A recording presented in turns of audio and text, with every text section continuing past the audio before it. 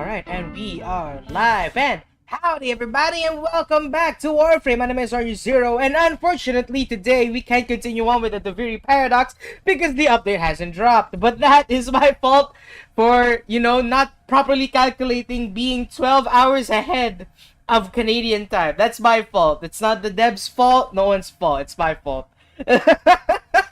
um, so with that, I heavily miscalculated when it would drop. I was like thinking, oh, it's gonna be like 12, maybe 2 a.m. And I was like, wait, if it's gonna drop 2 a.m., it's probably gonna be in 4 to 5 hours.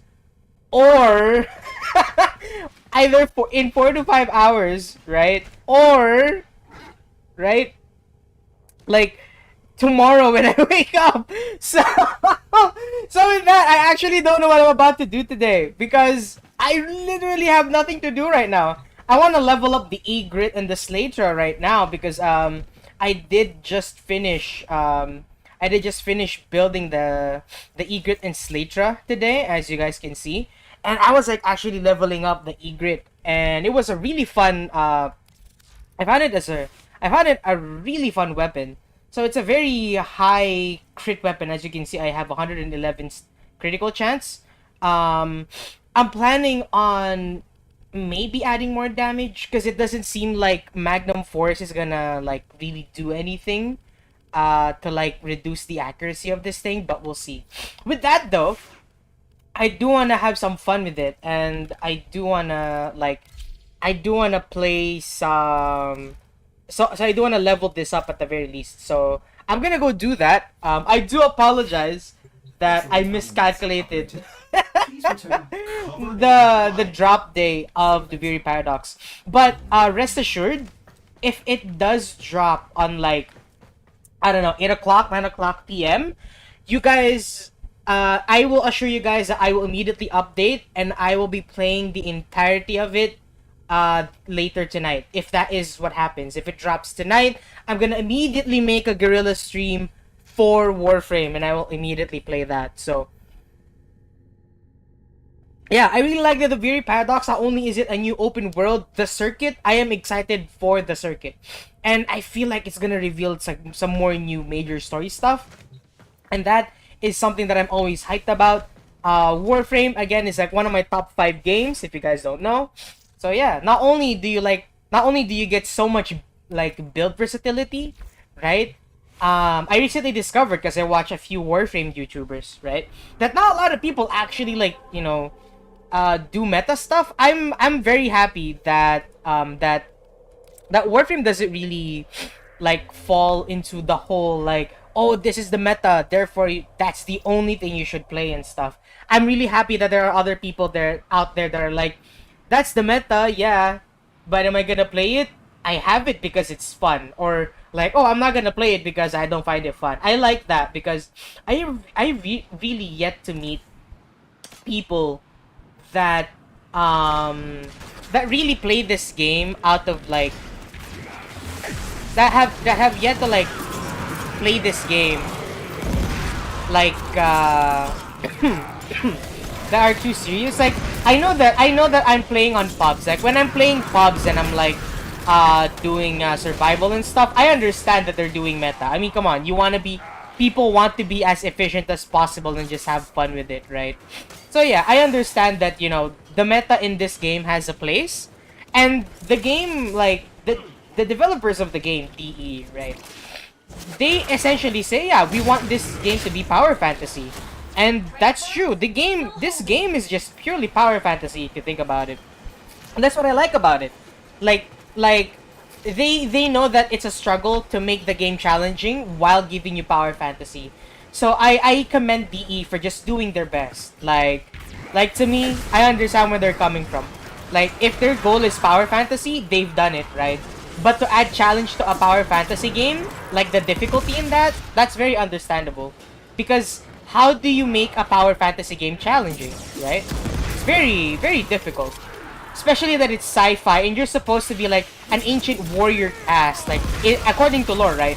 You're an ancient warrior caste that literally killed or literally killed an entire race. Like, it's very difficult to find a balance in gameplay with that, right? So yeah, I just commend PE for just trying what they can to make sure that this game is as fun as it can be.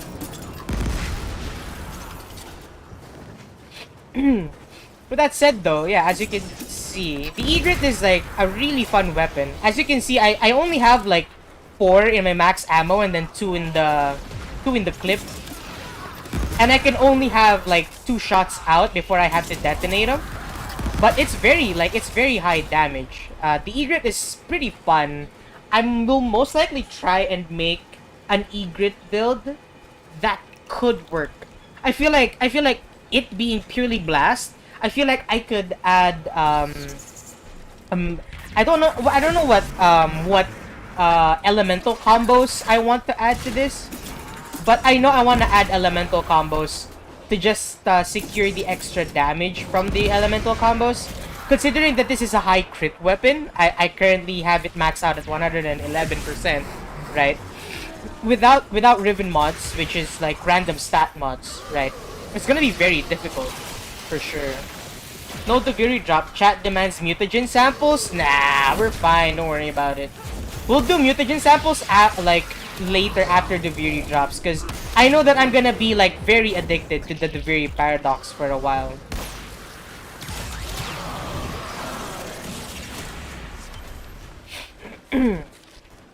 Also, howdy, Win. Welcome to the stream. Hope you enjoy. Sorry about that. I forgot to greet you. Do I have... Oh, I only have 2 shots in the Egret. Hold on. Yeah, I would say I think this is a great weapon to have secondary ammo mutation, because it only has 4 maximum ammo, 2 in the clip, yeah. And, you know, what it lacks in, like, supply, it makes up for in massive damage. I'm dealing, like, 29k right now. I think it's mostly because it's blast damage, and it's, like, heavily focused on impact damage. So I feel like if I focus this on, like, if I have my 2 slots on the elements that enemies are weak to, I feel like I could make it work.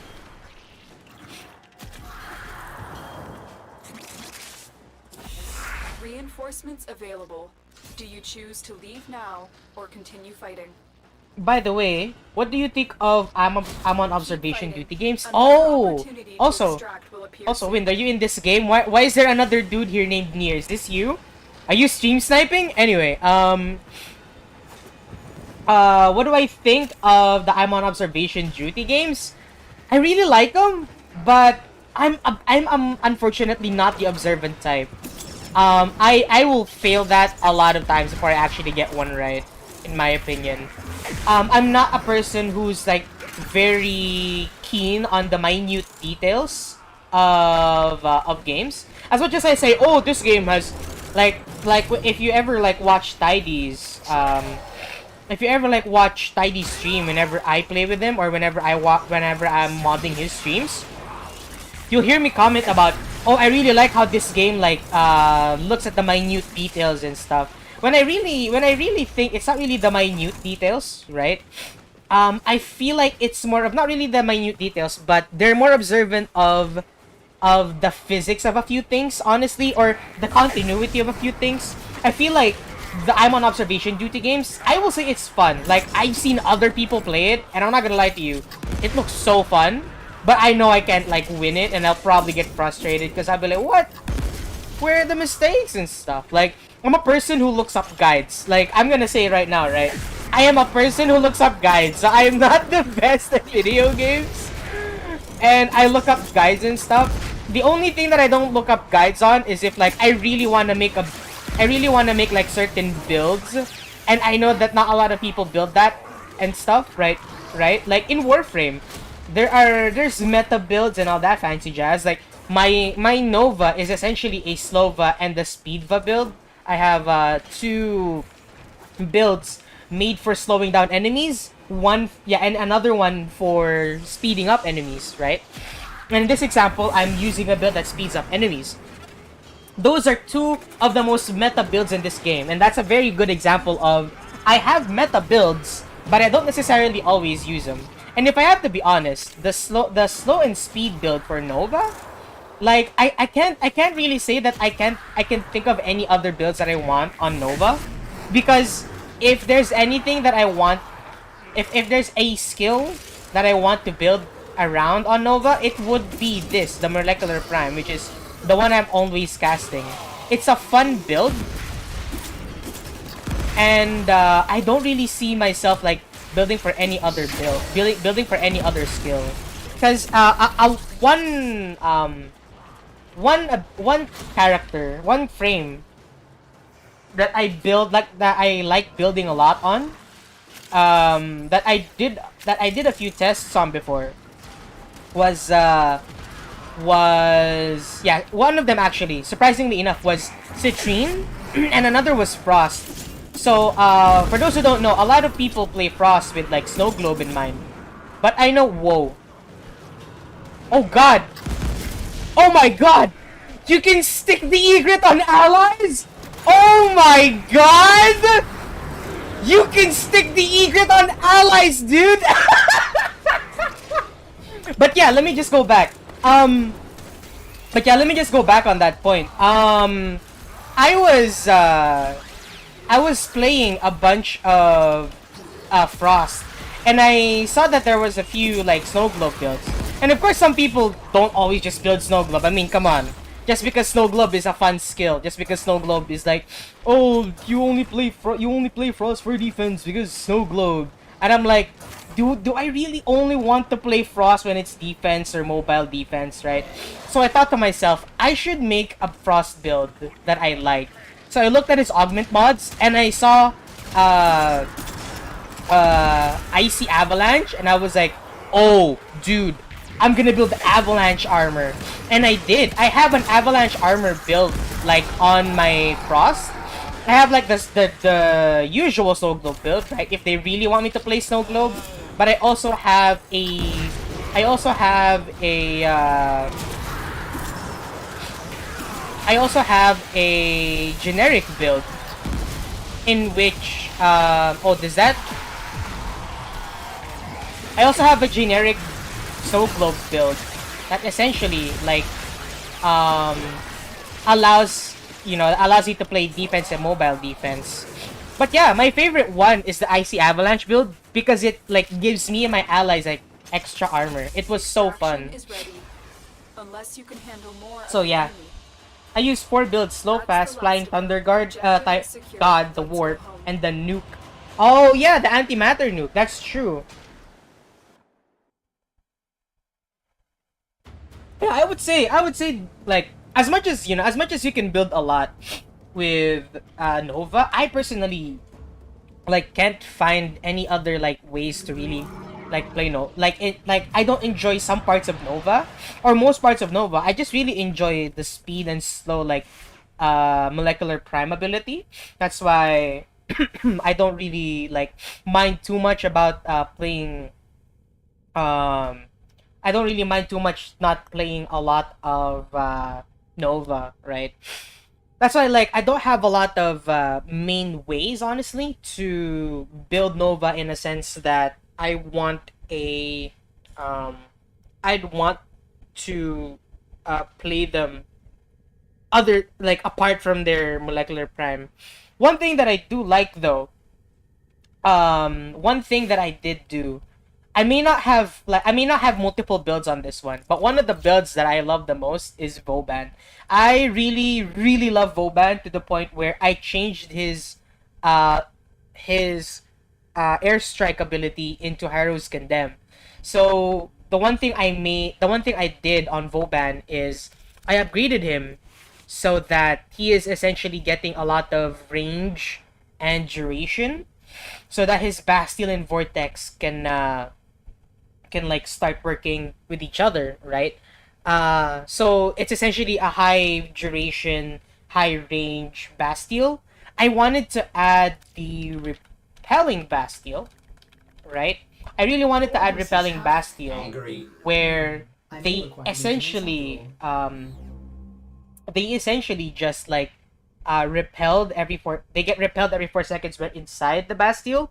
But I thought to myself, I don't really think I want it, because at the end of the day, as much as I let my Bastille activate and turn into my and turn into Vortex, not much that I can do about it other than I like spamming Bastille, so I don't really feel like I get a lot into repelling Bastille.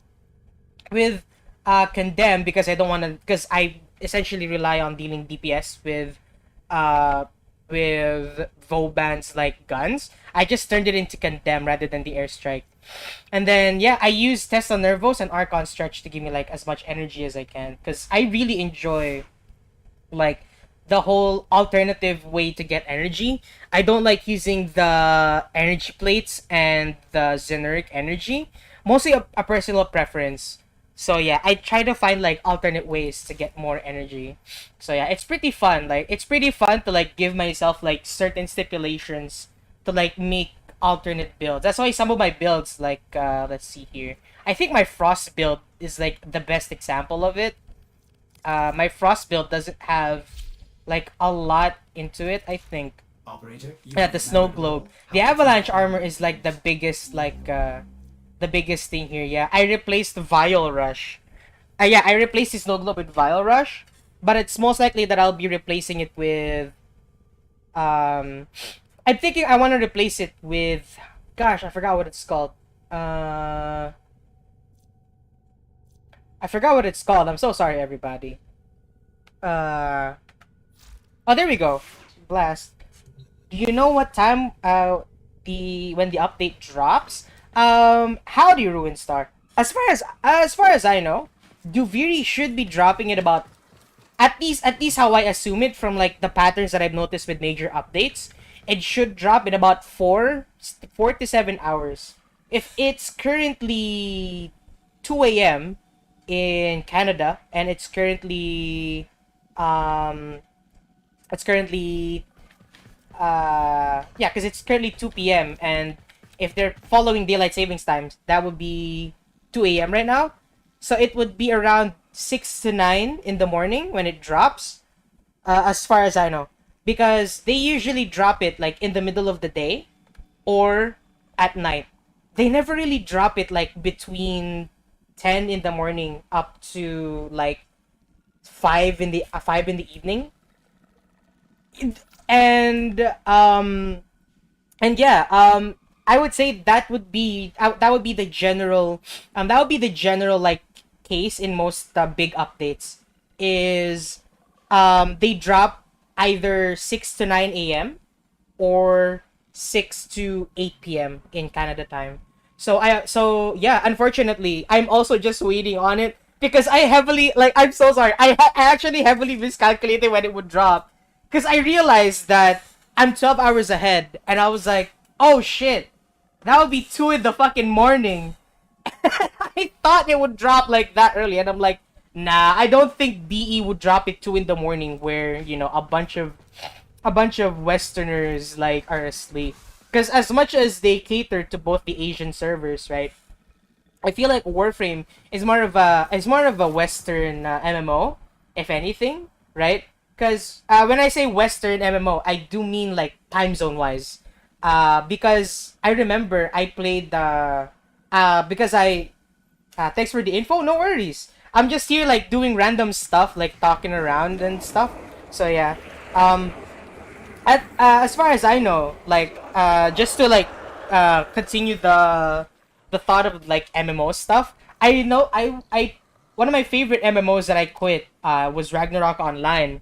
Ragnarok Online is essentially like a more Korean based game, right? And their update usually drops like in the after like the same time. It's either like very early in the morning between like 6 to 9 a.m. or around like 5 to 10 p.m. like in Korean time, and I was like, "Oh shit, that's some really good info." So yeah, to me it's a really good like pattern at least for some of them. So yeah. So yeah, I would say like, you know, that's all we could really do is wait and, you know, twiddle our thumbs and hope for the best. Because as much as I hate to say it, right? as impatient as I can get. It's the truth of some of these updates is that yeah, there's not much we can do other than wait. I would like where everybody's excited for it. I'm very excited for it, if anything. So yeah. So yeah. And then Owen said suddenly red text. Bro, I would be so hyped if it's suddenly red text like 2 hours later at 4 a.m. I would be way surprised if they like dropped it at like 4 in the morning in Canada time. Like, holy shit, dude. They are some they are some active ass people if that's what they're doing. That's for sure. Alright. Right now we're just like, leveling stuff up, doing random ass crap in Warframe as we do this. And yeah, I'm not really the best at the game. As you all can see, I just like essentially play to just I essentially play the game to just do whatever random build I can get my hands on. Critical damage. Is there anything else that I can add? Nah, probably Hollow Point, but I want these two as elemental, like, elemental slots. So yeah, I'll most likely like put a dash polarity on one of them, and then not add a polarity on the bottom one, because I want to make sure that I have the dash polarity space, the empty polarity space for cold damage in case I need it. Oh, I lost connection to the multiplayer. The multiplayer squad. Okay. But yeah, hopefully y'all enjoy as I do random crap. I'll most likely, like I said, I will most likely come back with a guerrilla stream. I'll most likely come back with a guerrilla stream the moment it drops. If it drops like within like, yeah, like tonight before I go to bed, I will most likely play it and probably ruin my sleep schedule for it because I fucking love I fucking love the Duviri update. It hyped me so much. Like the new open world, the circuit. For those who don't know, I freaking love the the circuit because it's like a roguelite. It's a roguelite experience. And for those who don't know, right, I love Risk of Rain. I love Potato. Like, if you guys saw, like, for those who have seen my many previous streams, like a long time ago, I really, really liked, I very much like the, roguelite aspects of games. I played, like, a bunch of Bounty of One, Potato, Risk of Rain, and I really want to do that here in Warframe. Because Warframe, like, with the power fantasy that they give you, I want to see that in a I want to see that in a power fantasy setting. How they would add randomness to the power fantasy, which I've seen in the dev stream, right? And I really love it that you could play like loaning frames. I love the lone frame concept. It brings me back to Gen 3 Pokemon when you could like rent Pokemon for Pokemon contests and Pokemon battles. So yeah, I really, really love that concept. The loaning frames are so awesome. And the extra tracks, like if they give you like the ability to get Harrow, the ability to get Hildren, the ability to get like more difficult to farm frames, I'm not gonna lie to you guys, that's awesome. I love that. Like as much as like I should feel entitled to be like, oh, this makes farming hard frames easier. It's like I gotta say, right? I love that. I freaking love that. Like newer players get to have an easier life getting frames that they want. I feel like the accessibility of easier warframes make it so much more fun, if I have to be honest with you. Like the extra accessibility of getting frames just for the weekly track and the free battle pass. If they don't mess up the implementation of that, I will be super hyped because I really like the tracks that they added, and they give you endgame stuff like arcanes. Like arcanes are one of the more fun things, right? But they're also like, but arcanes are also very difficult to access because a lot of arcanes, not all of them, of course, a lot of arcanes are locked behind the plains of Eidolon. And I appreciate what they did in the sense that they made it easier to access arcanes by putting it on a Warframe track. Because the one thing that I liked about Warframe is that you can opt out of not doing eidolons, but the biggest downside in essence, right, is that you miss out. Like you essentially miss out on the arcane on the access to arcanes, right? And that to me like feels a bit not really feels cheaty, but feels sad that you can get an alternative way of getting it, like apart from ore fixes. And as much as ore fixes are fun, they're also not as easy to get into because ore fixes have a huge barrier of entry, as far as I know, right? So unfortunately, with ore fixes, as much as they're like nice, as much as they're a good alternative way of getting arcanes, not a lot of people run them compared to eidolons. So it's harder to pub ore fixes compared to pubbing eidolons. But pubbing eidolons, to me, is a bit difficult because if you go into a random team with a lot of eidolons, if you go into a random eidolon team, not using recruitment chat, right? It's very difficult to have a good team, and I feel like 90% of eidolon teams. I would say please take this with a grain of salt when I say this opinion because I do not know a single thing about eidolons because I have not participated in eidolon hunting in such a long time. I would say the thing with eidolons, right, is that, I mean, in my opinion, right, it's a gear check. And everyone wants to be efficient in a gear check. And again, like the eidolons are, at least how I see it, 10% preparation, 90% preparation, 10% execution. So yeah, with that, like a lot of people are going to be, a lot of people are gonna want you to be efficient, and not everybody can like reach that efficiency quota, right? So yeah, I would say you'd have to be a little bit more hardcore to reach the like eidolon quota and all that fancy jazz. So yeah, which to me not really too much of a problem, right? At least you know that you can opt out of it if you don't want to be a hardcore like arcane farmer, because you can get other arcanes, right, by getting platinum, and you don't necessarily need to pay money to get platinum. You just need to, unfortunately, right? But to me, it's kind of understandable. You get platinum by investing hours of farming into prime farming, and when you farm enough primes, right? When you farm enough primes, that at least gives you like when you farm enough primes, that gives you that platinum so that you can buy more arcanes. And I feel like with buying more arcanes, like if you're buying arcanes, right, then yeah, that's pretty fine, I would say. At least I would say, I don't really know if that's a good comparison actually. But because I was about to say, if you invest hours into farming primes for platinum to buy your arcanes, would that be an equal amount of time as if you had done eidolons as well? Right? I don't really know if that's a thing, I would say. So yeah, that's probably my bad for not experiencing eidolons myself.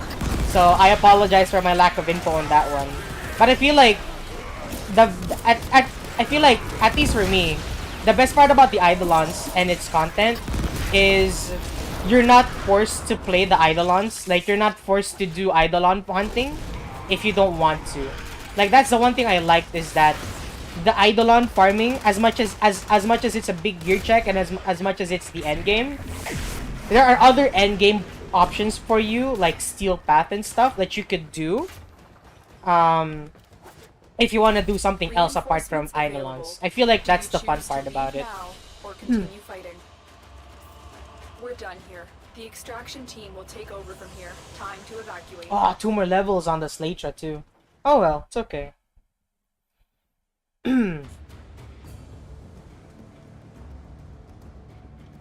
But But yeah, I would say that's the one thing that Warframe does right. I think, like, at least to me, like, the difficult parts of the game, you don't necessarily have to force yourself to do. And as much as this game is a, like, I would agree with Josh Strife Hayes, because I read his review. I read his review, and I've watched, like, I watched his review and I watched Brozyme's reaction to it, right? The one thing that I agree with is that Warframe does suffer from, like, feature creep. It's that I find it as a hilarious, like, analogy, but I would say it's hilarious because it feels so close to home when it happens. They say that they said that Warframe is like a party where you had to be there to know what's up. And it's so true. Like, when I didn't know how planes work, so I had to ask a friend how planes of Eidolon work and how Eidolon hunting worked. and I found it. It was literally like, oh yeah, you had to be there. I was like, what do you mean I had to be there, bro? So yeah, not a lot of, like, you know, tutorial stuff, but it's also very understandable because I didn't really see too much problem, like, after like knowing how the Eidolon hunting works. To me, I guess I wish that the features that you slowly introduce, like, I wish that you could, like, I wish that they could slowly make it easier to understand, because there's so many features in the game, right? That it's not necessarily like, it's not necessarily a good thing, but I would say that's what makes Warframe the fun part, is that there's so much stuff to do. As much as it's not the next Final Fantasy 14, it feels like actually, I haven't played Final Fantasy 14, but it feels like you have so much stuff to do that you are, like, at least from my perspective, there's so much stuff to do in Warframe that you feel very spoiled for choice on what you want to do. Like, there's 52 Warframes to farm. There's a bunch of guns that you could, like, level up and farm for, right? There's so much stuff that you can do that I feel like, you know, if you just really want to do a bunch of things, right? You can do so. Like, even me, my current goal is to just have a build for every frame in the game, and I actually haven't fully achieved it. Because one thing that I do have to tell you guys is that I've acquired Varuna, but I've actually yet to know or yet to think about how I want to build Varuna. Because I've seen all of Varuna's abilities and I'm like, I kind of don't know what to build on Varuna. I feel like she just makes a really good gun frame.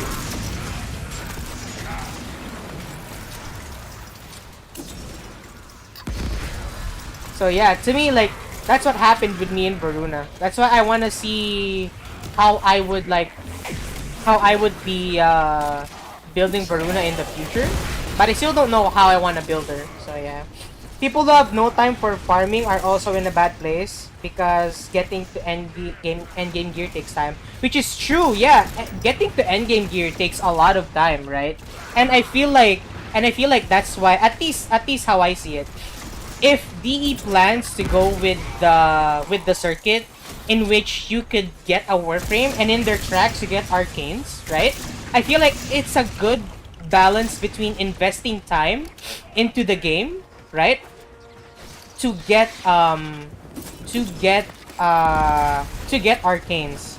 Because Orphixes, as much as you're, like, putting time into doing Orphixes, Orphixes also take, as I would say, like, I can't really argue or debate whether or not Orphixes take more time than Eidolons, because I've only done like 2 to 3 Orphix runs, and in my opinion, right, Orphixes take so much time to do, right? And I'm like, huh, is it really worth doing Orphixes if they're not, like, a good alternative to Eidolons? I feel like if you had done Orphixes, right, and if you had time for Orphixes, I feel like you would have done better if you had Eidolons at that point, right? So yeah, I would say having to endgame gear, like, yeah, is like the biggest like issue. And even or fixes take time because you need a rail jack, you need a necromech, right? And to me, I could be wrong. My opinion on this could be very much bad, so please take my stuff with a grain of salt, because I am a big fat casual in this game. I personally think, right, that arcanes, I agree that they should be, like, they shouldn't be accessible too early, right? But I do believe that they should be, I believe that they should be an important part to build, or not really an important part, but they should be introduced to new players and progressing players at least around like late mid game, if that's a thing. But like, you know, when you're gonna be about, I don't know, I would say when you're gonna be in either like after you just finished Second Dream, or after you just either after you finished Second Dream or just after you finish the War Within.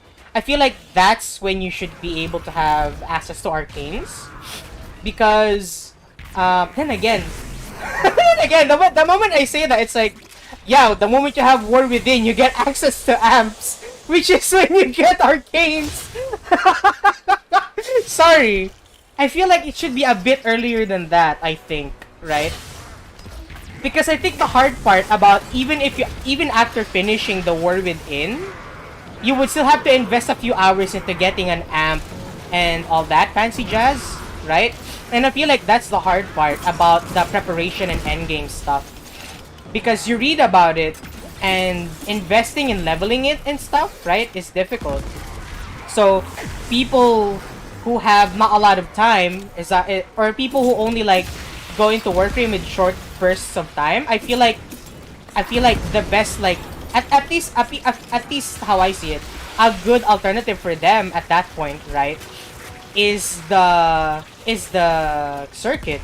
Because the circuit is essentially like a go as long as you want roguelite, because you can opt out after a wave and all that fancy jazz, right? And you have like a week of tracks to do, right? So you can invest, like, so you can plan out like, oh yeah, I'm gonna sit down this one weekend to just do this track and stuff, right? I feel like the circuit makes a good alternative if they're gonna add the arcanes, because it feels like, how I see it, right? If they're gonna do the right, if they showed in the tracks that you can get arcanes, I feel like it's a great way as an alternative to get arcanes as well. Because even Nora Knight does arcanes for you.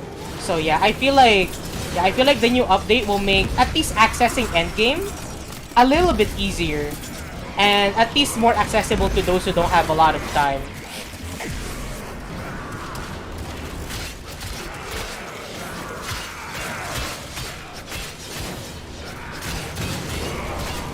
And to me, right, like, at least how I see it, I feel like DE expresses power fantasy in this game, right? And I do appreciate that they do what they can to really, like, you know, to really show you how much power fantasy you have, and like how much power fantasy you really can have in the game. So I appreciate, like, their I already said it earlier, but I appreciate their struggle and like their effort to make this game both challenge, to like balance the challenge and power fantasy of Warframe. Like, it's very difficult to teeter in between that balance, honestly. So yeah. So yeah, to me, like, having access to some of the endgame content, if not all of it, right, just some of it, because immediately, like, turning into like super endgame content, right, I mean, it would immediately make the game boring. But having a little bit of access to that power makes the game, at least to me, feels like it makes the game a bit more interesting, because it does feel like, right, it does feel like accessing endgame, which is where you find the power spike, or at least where you feel like you're getting the power fantasy from. I feel like having a little bit of extra access to that, making it a little bit easier, right, makes the overall we're like, how do I say it? We're like morally gray Supermen. Right? We're like morally gray Superman, and we have access to that now. So yeah, I feel like it's a good thing that they're doing this, in my opinion. It'll probably there'll probably be some issues when Duviri drops, but am I gonna fault them for it? I mean, probably if it's game breaking. But apart from that, I wouldn't be too hard on them. As much as they're like a professional, like, you know, like they're very professional, right? In the sense that they have a track record of making good games. I wouldn't be too hard on them. Like, they've made a great game from the beginning, and if they're unable to like fix some of these bugs, as unacceptable as they are, in my perspective as a dev, not much we can do about it. Happy the Hound, howdy, welcome to the stream. Hope you enjoy. Unfortunately, this isn't the very paradox because I made a mistake. And I miscalculated my time zone.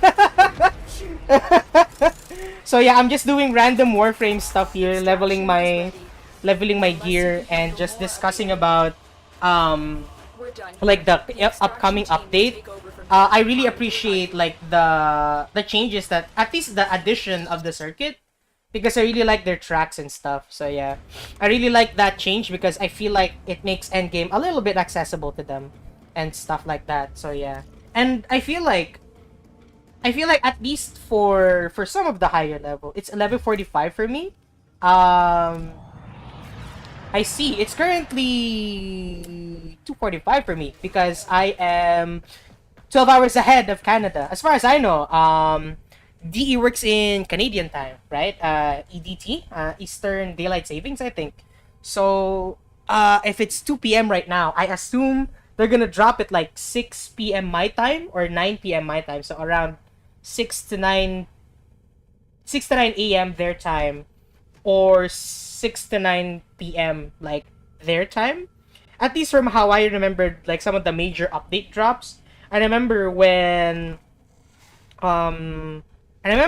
Nata came down. I think they dropped it like 6 p.m. on my time. So about 6 in the morning, Canada time. So yeah. Status chance. Let's see here.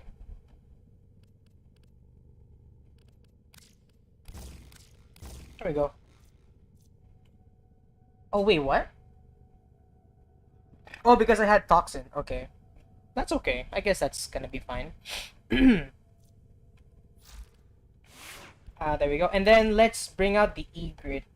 The difficult part about the egret is that I don't know how I want to... Actually, I know that I want to get a dash polarity here. The question is... Said... Oh, shit! I just thought of it. Is a riot. If I add a dash polarity here... Hold on. So let's say I wanna add toxin. Pathogen rounds here. 3 more levels, that's 6. And then this will be a 5. So that's another 6, that's 12. And that'll be 12, another 1. Oh, but I'm gonna need pistol ammo mutation though. Shit! How do I deal with that? That's actually pretty difficult. Alright. I guess let's prioritize pistol ammo mutation, and then let's add a dash polarity here, another dash polarity here for the creeping bullseye. Because I don't really think I need the extra fire rate. So yeah, for me it's 8:48. Oh! Good morning, afternoon, evening, or night, wherever you guys might be. Hopefully you guys enjoy. I'm probably just gonna stream for like 2 hours, so until like 4 p.m. And then I'll probably come back to streaming the moment the Duviri drops. If it drops like before I go to bed, because I'm super excited to see what they do with it, and I want to see how they're gonna. I want to see like the entire story. Honestly, I've been like watching about. I've been watching like Tactical Potato with their updates to it. So yeah, I'm very excited for it because I do want to see if I feel like if the very paradox is supposed to be an alternate timeline of the character or the drifter, right? Because from my understanding, right, I could be wrong. From from my understanding, what they're trying to do is, or what the Duviri Paradox is trying to say, right, is that the Drifter, right, is supposed to be the other version of us that got to Duviri, right? And how's it? How do I properly say it? Like, we're supposed to be, the Drifter is supposed to be an alternate timeline version of us, right? Where we didn't get void powers and we're stuck in Duviri. What I want to know is, because from my understanding, the reason why it said we had to be more careful because they might not be around next time, it sounded like the Drifter and Operator are the only two, like, versions of themselves left. I hope the story is as long as the new war. Unfortunately, I think they've already confirmed it. In one of their prime times, they said the Duviri Paradox takes about 2 to 3 hours if you know what you're doing. So I hope it takes about like less than that. Well, actually, I hope it doesn't take too long. If it is like 2 to 3 hours if you know what you're doing. But with the update, if you don't know what you're doing and they say it takes about 2 to 3 hours, I assume if you're not, I assume that with the Duviri Paradox, I feel like it's gonna take longer than the new war. If they're going to introduce to you the new world, the open world immediately, right? And you're in it to explore, I feel like it's gonna take forever to do the quest, only because like the exploration part. And I'm not gonna complain about that. That is something that I would be excited to see. Like, I would love to see that if that's what they're going to do. But yeah, I would say if it takes as long as the new war, that'll be pretty good. That'll be pretty awesome. Like, if you don't know what you're doing and it takes also about 5 hours, that would be awesome, right? At least I can only hope that, you know, they appreciate those that take the quest slow and like reward you. Not like give you an advantage over those that did it fast, right? But essentially reward you with, like, you know, extra like a better, like, you know, view or something. Like they show you how beautiful the world is and stuff. That would be awesome in my opinion. Because if I had to say, like, if I had to give my 2 cents about the open worlds, like, it's essentially my opinion. Like, you guys are free to like disagree because this is a very subjective take, like very subjective. I did not like Plains of Eidolon or Came Beyond Drift. I feel like Orb Valis, the Venus open world, was their best open world, like, to date. Because Came Beyond Drift felt like it was too chaotic. When I was walking around Came Beyond Drift, I was just minding my own business. And then out of like literally nowhere, Infested would spawn around you, and it would start to get a bit too chaotic for me. I hate those open world parts of the game. I see. Because to me, Orb Valis had a good balance, right? Between you having all the downtime in the world and you getting into combat. Because I feel like the alarm system in Orb Valis made it so that you could choose whether or not you can start a fight, right? And you can immediately opt out of a fight if you defeat a squadron of enemies by getting rid of their reinforcement beacons, right? So that's why I felt like if there was any open world that I had to like about Warframe, Orb Valis would have been awesome. Because Orb Valis was very fine-tuned in my opinion. But Plains of Eidolon and Came Beyond Drift felt like there was something missing in them. For Plains of Eidolon, it felt very how do I say it? It felt like as much as it's their first open world, right? They have a good, I would say they had a good amount of content in Plains of Eidolon. I never got to reach the main update of Plains of Eidolon, so I was able to play Plains of Eidolon like after they added some extra content to it. But even after adding extra content to it, it felt like Plains of Eidolon wasn't as rewarding as Fortuna. Because with Fortuna, with Orb Valis, it feels like you're getting rewarded just exploring the open world. In Reinforcements available. oh, there we go. Do you In choose Plains to of keep Eidolon, or continue fighting? it feels like you're not getting rewarded unless you're actively like doing something to like actually advance your Plains of Eidolon thing, to your Ostron stuff. In especially the mining portion of Plains of Eidolon, like before the Sunpoint Plasma Drill was introduced, I really did not like the mining portion of the game.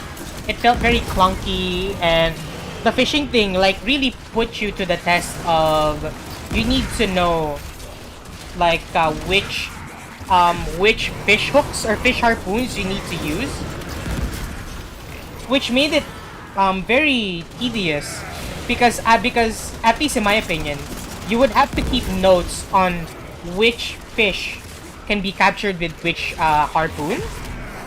And then it came beyond drift. That's what they did as well with the fishing, and I really did not like that. I would have to, or not really actually. No, they made the other harpoon just more silent than the other. So actually, that's pretty okay. But the one thing I didn't like about it is it's difficult to fish in Came Beyond Drift because it felt like every time you would try to do something peaceful in Came Beyond Drift, you would be punished for trying to be peaceful in Came Beyond Drift. It's actually one of the main reasons why I bought Baruch, because I was so angry at me just doing absolutely nothing at the game. Like me just trying to fish and just mining, right? And the game would just throw like a bunch of infested at me out of the blue. And it's like, okay. And the hard part, at least for me in Came Beyond Drift, the music pumps up so hard when there are enemies nearby, and I don't like that because in Orb Valis, it slowly starts to pump into action and all that fancy jazz, so you would know whether or not you're gonna get into a fight. And even if you didn't, you'd had the chance to like take out your enemies first, because you can hear them patrolling around. In Came Beyond Drift, there's so much infested ambience sounds that's going on that sometimes you don't know if it's the infested enemies or if it's just the ambience, and it always puts you on your toes. So whenever you want to do something peaceful, I feel like you're getting punished for doing something peaceful. I feel like in Came Beyond Drift, you have to be always in action to do whatever you want to do. While in Orb Valis, you get to choose if you want action or if you want peace. Which is what I really liked about Orb Valis, is that it did a good balance for you to choose whether or not you opt into a specific portion of the map. So yeah.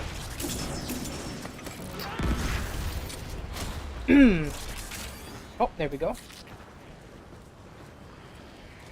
I would say though, hopefully, Duviri does at least the same thing with their stuff, with their open world, because I feel like with Duviri being slower, because it's an operator specific, a drifter specific place, right?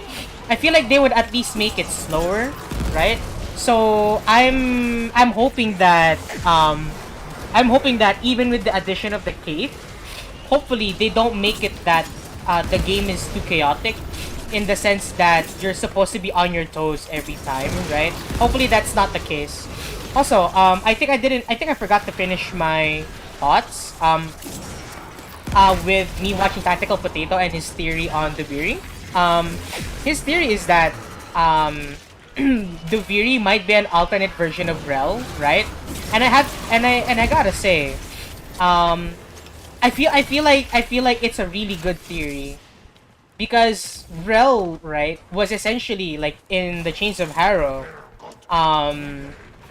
In the Chains of Harrow, he was taught to like manage his emotions, right? learn about his emotions and what's this called? Yeah, like learn about his emotions and get into touch with them. I feel like that's a good theory because it feels like this does feel like a version of Rel, right? But what I'm not too but I do would like to add, right? A big question does like pop up as much as Dominus Thrax may not be Rel or not, right? The question is, what is Dominus Thrax doing as a fake Orokin? Or like I'm thinking, is Dominus Thrax a fake Orokin? Or is Dominus Thrax an actual Orokin with a cut-off arm that had to be replaced with a prosthetic, right? Because it feels like, because to me, what shrouds Dominus Thrax in mystery is how did he become king of Duviri, and is, oh gosh, I forgot the name of the announcer. Sorry, hold on.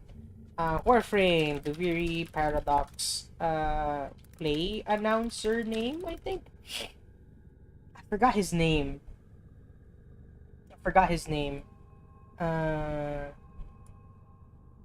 Green guy name. Because he's a green guy, right? Dang it, I can't find it.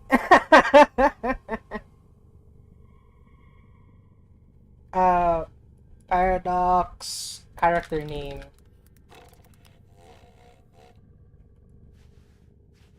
Hold on. Duviri Paradox. I can't find it.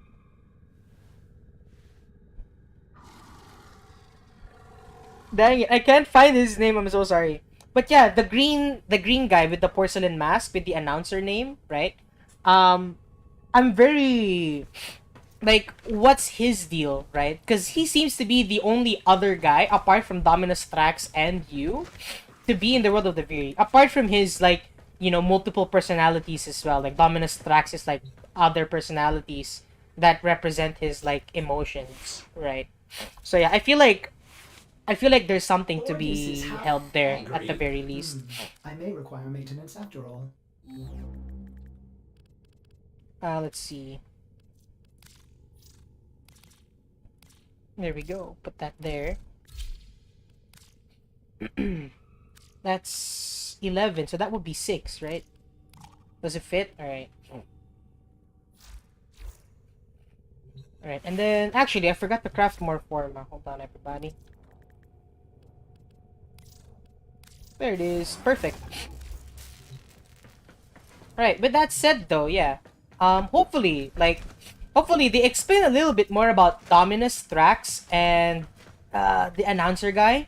Because I'm very happy. Because I'm very excited for it. Oh wait, shit, I forgot. Teshin is part of the Viri. Oh yeah. Those are the only like more like main characters, right?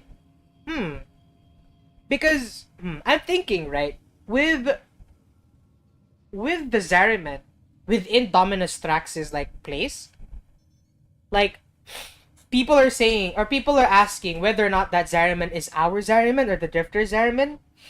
I feel like the answer to it is like Eternalism explains it, in my opinion, right? That the Zariman got stuck in the void, and the void is essentially the main like concept of eternalism, or the void is the main like place where eternalism exists, because the void itself is where everything happens at the same time, the future, the past, and the present and stuff, right? So yeah, I feel like because the Zariman got stuck in the void, right? I feel like hold on. There we go. I feel like because the Zariman got stuck in the void. Sorry. Oh my god. I'm sneezing up a storm. What the heck? Alright. I feel like because of that, right? What's this called?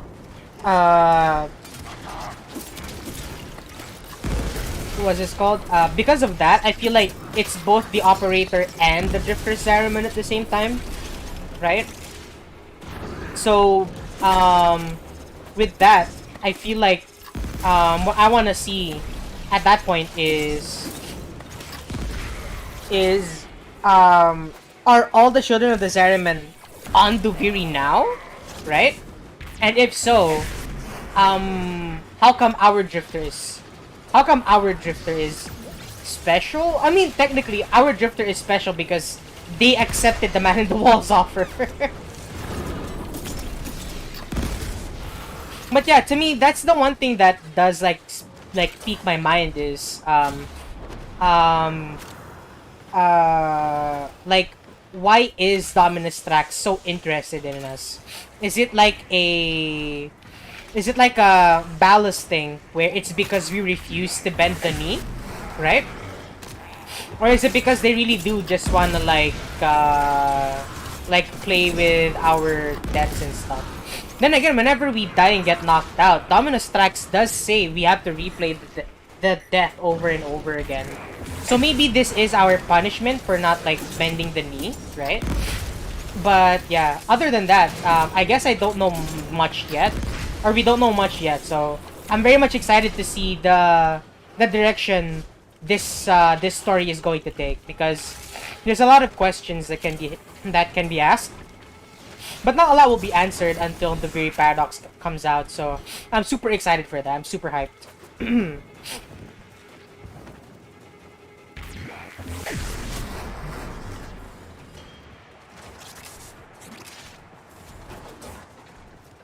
For the Tenno.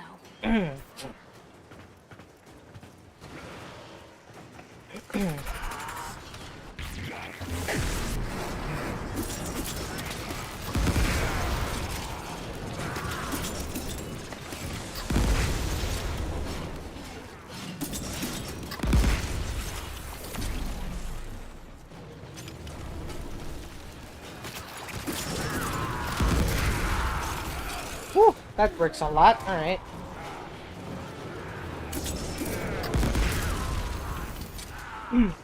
Alright.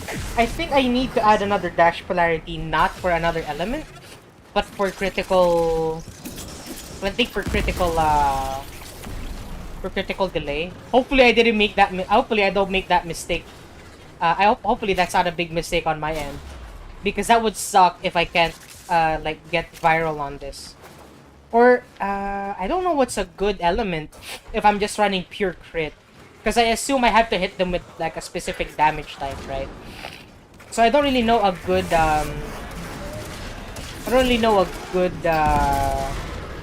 what's this called? A good element to put on this. Because it already has innate blast, right? So I don't know what secondary element I should put on this.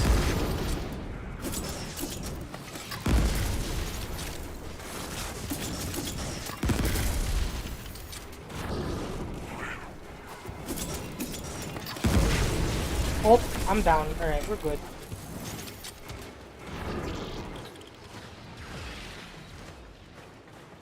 Also, I don't think this thing will, like, benefit from, like, the pistol version of Argon Scope. If it does have one. Because I actually can't find an Argon Scope, unfortunately, for pistols. I should probably check the wiki for that. Reinforcements available. Hey, there we Do go. you choose to leave now or continue fighting? Keep fighting. Another opportunity to extract will appear soon. Alright. And then after this, I might try to get Protea, by the way. I think a second dash polarity is gonna be the end of this build for now. And then probably, like, put it in my notes that I have yet to build the egret properly.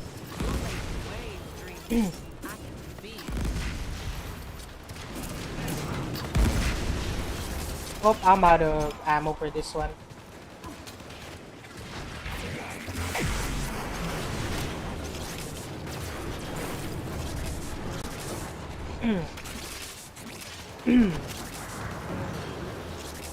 There it is. Okay.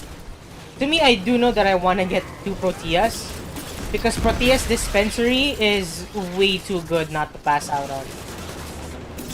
Not to miss out on, I mean pass out on. Orange, what are you doing? But yeah, I feel like Protea is like one of the more fun frames that I'm gonna build on. Because if I'm not gonna do Grenade Fan, I might do like a Sentry Protea build. I really like her Sentry. It's like, oh shit. It builds its own combo and I'm like, oh my god. That sounds so cool.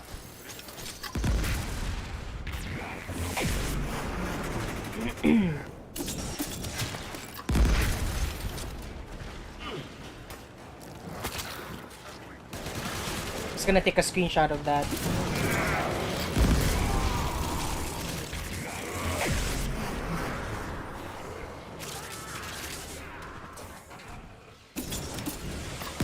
Woo! There we go. It feels really satisfying to use the egrets like detonate thing. I feel like I'm missing out on the detonation mechanics on some abilities. I should really try this out one day again on I think it's called the Kastanas, the other throwing knives that also explode. I think it's the Talons, I'm not sure. But yeah, those like secondaries. They're pretty nice.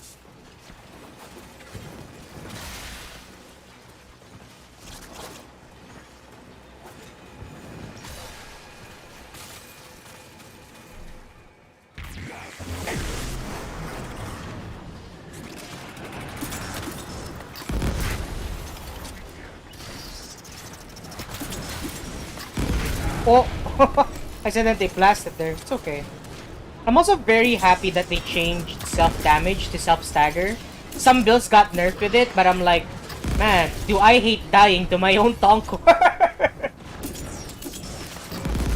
So yeah, I also like saw that update and I'm like, yeah, that's to me I found that as a better like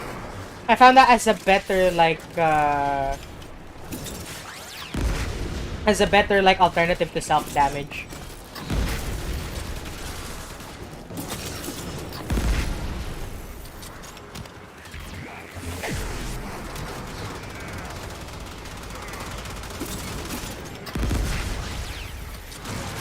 There it is.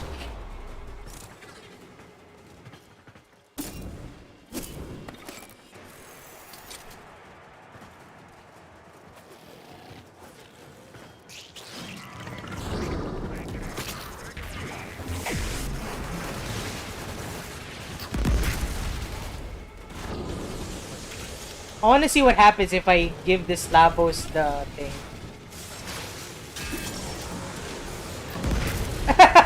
That's so fun. Alright, I'm so gonna use that, by the way. I'm gonna use that ally stick mechanic on like with my friends one day. It doesn't stagger them or anything from my experience, like from how I see it. Yeah, it doesn't mess them up or anything. But I'm gonna experiment with it. I'm gonna ask my friends to like hop on Warframe later, and I'm gonna experiment with that, and I'm just gonna have some fun with it. Like I'm gonna ask my friend Z to like hop in one day and be like, hey, can you play Lavos for me? Okay, now stay still. And then dash in. I wanna see how much you could do. I wanna see how much you could like get away with this crap.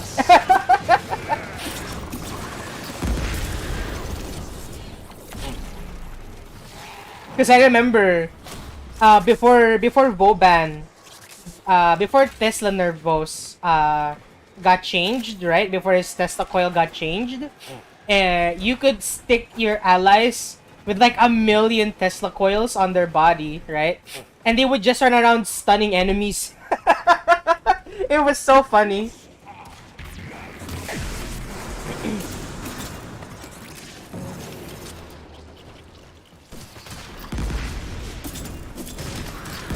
Oh, there it is.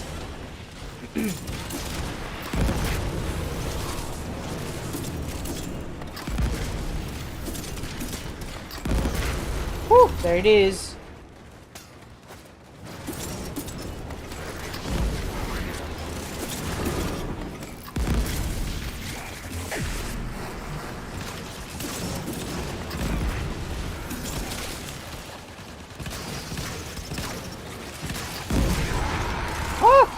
good. Roll away. Okay, we're good.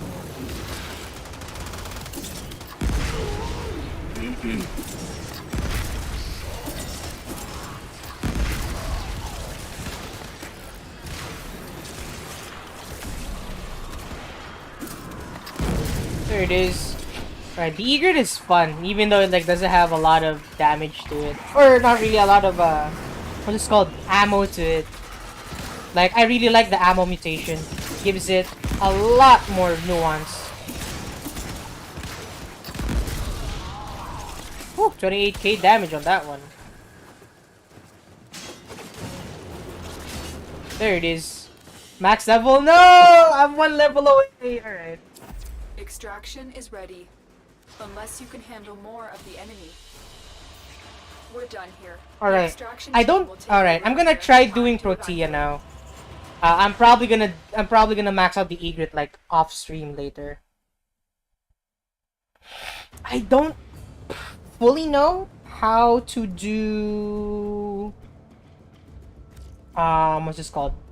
I don't fully know how to do the Protea farm.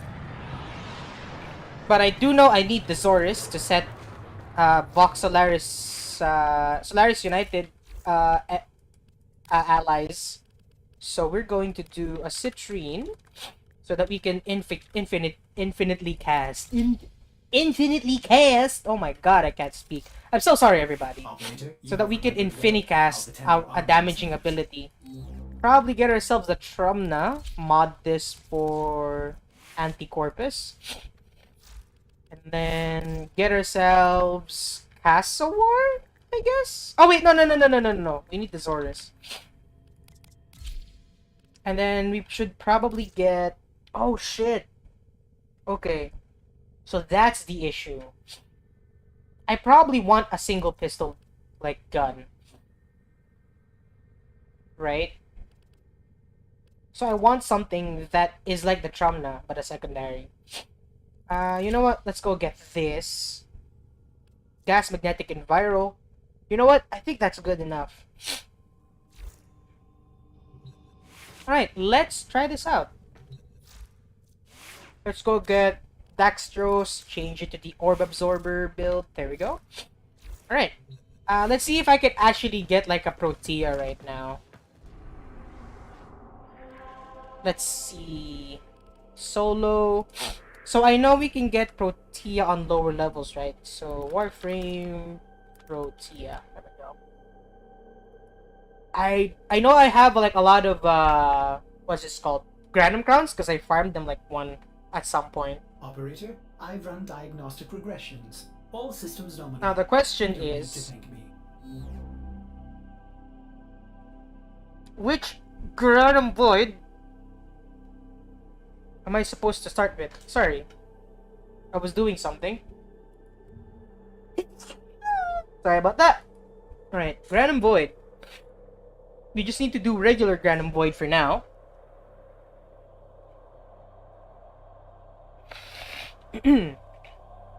A treasure will appear within 2 to 5 minutes of an endless mission, and between 3 to 8 minutes in an endless mission. Killing the treasure will reward a Random Crown, but if the Tenno takes too long, he will escape and vanish. Yep, I know. Alright. Let's go... Skyresh. Phobos. Skyresh. Stickney. Where's Skyresh? There it is. So let's do this capture and then let's wait for the... let's wait for the treasure. And then let's look for a somebody vital to enemy Parvos operations is random here. thing. Find them and capture them. Watch for security systems. There he is. Can this guy be slash proc by my one? Target located. Bring them in. Guess not.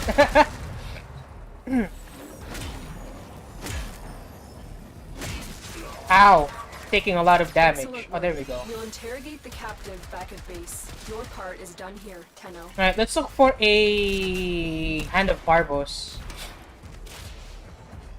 Hand of Parvos? Hello? No? Okay. Oh, I found a Hand of Parvos. There we are. Okay, let's wait for a treasure, and then let's see. I don't know how to do this, so I might fail a bunch of times. And I apologize for that. But I'll do what I can to like make this work. Maybe I could solo farm Protea and have some fun with it. Did I damage the Roomba? No? Okay, good. Look at him. He's just a little boy. Let's open the lockers.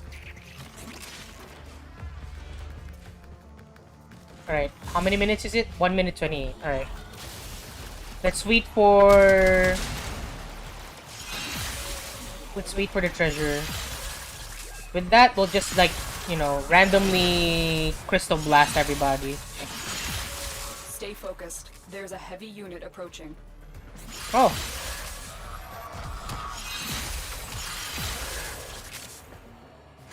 A heavy unit. Like a Berza?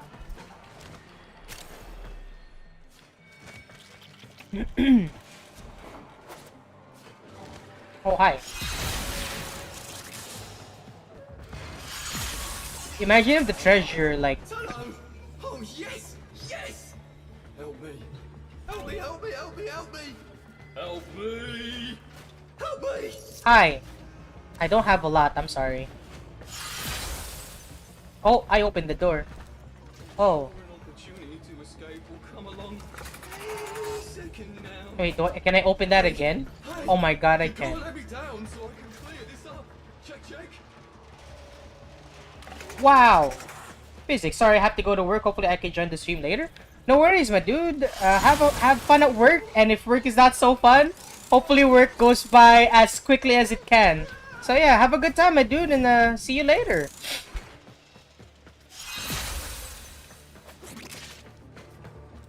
Oh, back the void. Back the void. Alright. Treasure? Oh my god. 2 more Looks minutes. like heavy activity ahead. Bro, alright. No worries, my dude. See you later. Let's see. I'm just waiting on the treasure right now. So that I can use a Granum Crown. I'm gonna go get... There it is. Hi!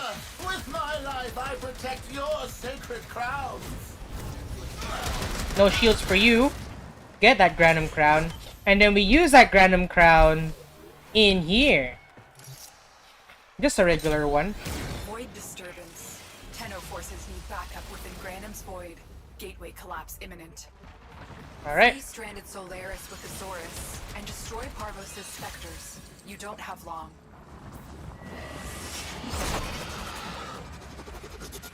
Alright. There are specters here.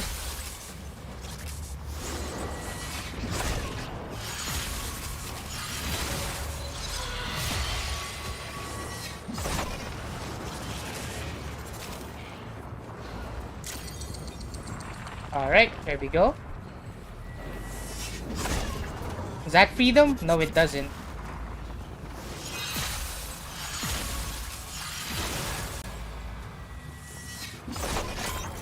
Oh, there it is.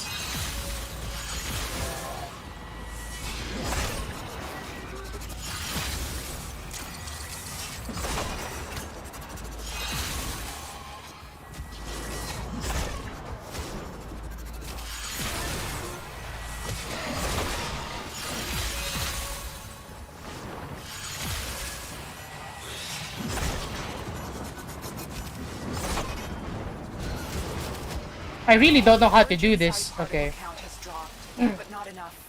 I will assign a second team. I really don't know how to like get enough kills for that. So I need to get like 75 kills. But I also don't understand how I can increase my time. Because it says I can increase the time by setting free like Solaris units, right? But it doesn't necessarily show me how I can charge the Zorus from the specters that I fight. Am I supposed to like capture them with the Zorus or something? Because I know I have to send the Zorus towards the Solaris units. But when that happens, they don't get set free, even though I throw the... Even though I already threw the Zoris at the Solaris, like, at the captured Solaris. So I don't fully understand, like, how I'm supposed to set free the guys. I find it a little bit frustrating that they don't explain how to set them free. Like, they don't give you a tutorial or anything like that.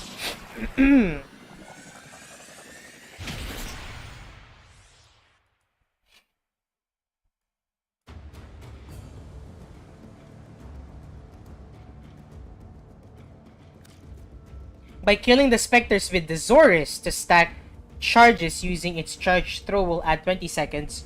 There are always 3 Solaris on the map, giving players an additional 60 seconds in total. The errant Spectres become Spectre particles when killed, and while in this harmless state, the particles can be absorbed by any errant Spectres, increasing their level in the process. When fully charged, the charge throw of the Zoris can be used to instantly kill errant Spectres regardless of their level, breaking them down into Spectre particles which can be used to charge the Zoris once more.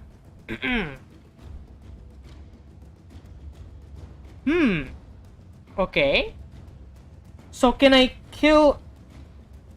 Once the time is up or players have reached the highest reward rank, all players in the Random Void are teleported back to the standard map, and all Golden Hand tributes will turn away from the player, preventing further access to the Random Void for the rest of the mission. That sounds so difficult. But, okay. I guess I can make that work. I think. So I have to make sure my Zoris is dealing a lot of damage. Or at least a little bit of extra damage. Which, I can see why it's not dealing a lot of damage. Orbiting slashes and lashing strikes, fast arcing strikes. You know what? Let's go for the Astro. Let's go Astro Twilight. Looks cool.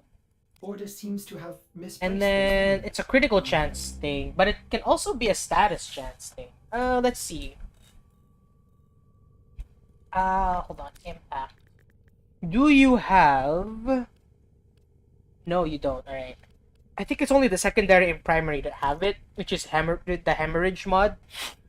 But that's okay. Oh, I hit my mic. Sorry about that, everybody. Alright. Alright. Thrown melee. Power throw. Plus 100% throw damage. Yes, thank you.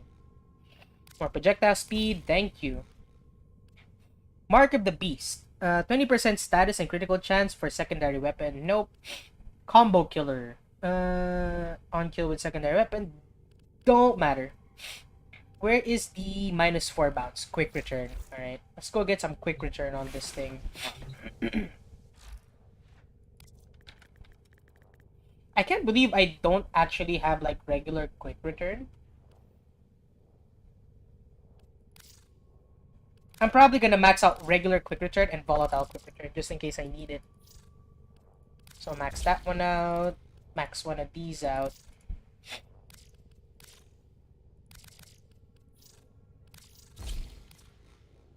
Alright. Do I need the punch through though? I don't feel like I need it. Right? I feel like I don't need the thing. So we're gonna label this as Random Void.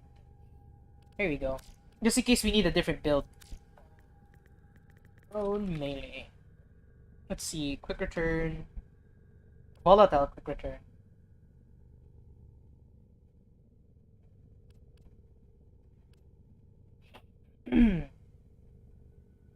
On consecutive throw. Oh! I don't think I need power throw. Yeah, I don't really need it. Because the 100% throw damage is only if I get consecutive throws. So we're probably gonna go... Do I want regular quick return or volatile quick return? I feel like volatile quick return gives us more stuff. So with that, yeah. Probably a primed fury. Hold on. Warframe is throwing melee considered a heavy attack. The throw uses the heavy attack modifier, while the mod doesn't cause the detonation. You can still trigger it manually with the heavy attack button. The attack, not heavy attack, while the glaive is mid-air. To recall it without detonating, the detonation is actually a heavy attack and uses a combo counter. What?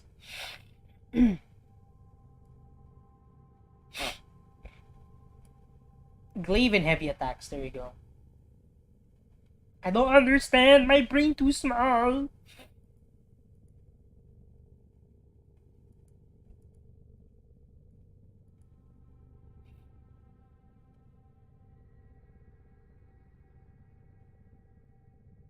Blow the thing up in my face when I need quick healing. Okay. The system Okay. continues to fall I think into we're gonna chaos. need Prime Check 3 navigation for active invasions. Actually, let's experiment real quick. Well put together, operator. I don't really know Now if get the out there Zor like Down the. and make or the at letters least count. thrown melees. I assume the Zor apart, I assume the Zor despite having infinite combo timer, still acts like a regular thrown melee, right? So I can still make this work, hopefully.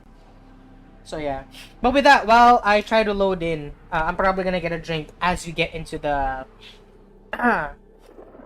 go and fast travel to Cephalon Samaris. I gotta experiment with the glaive. Did it drop? Howdy, Jay. Unfortunately, not yet.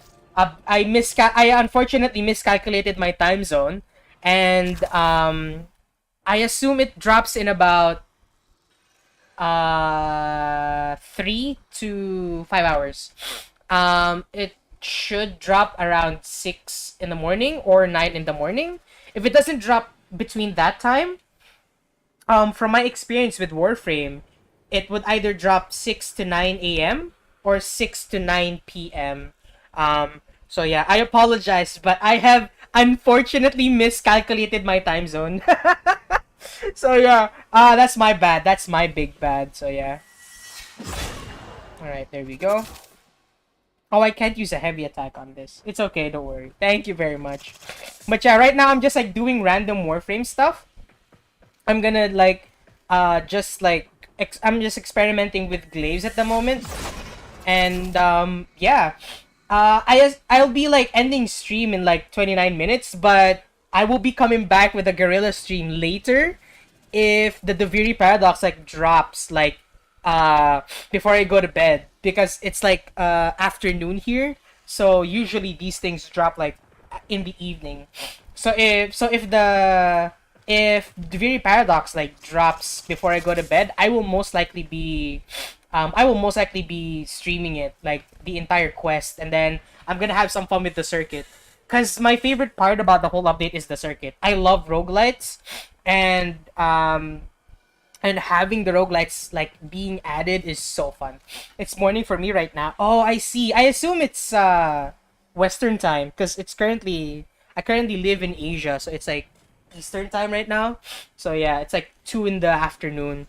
And luckily, if DE follows Eastern Daylight Savings Time, I assume because they use daylight savings. I assume that in the assumption that they use daylight savings time right now in Canada, then I should be exactly 12 hours ahead for now, and they should be it should be like 3:33 a.m. for them right now.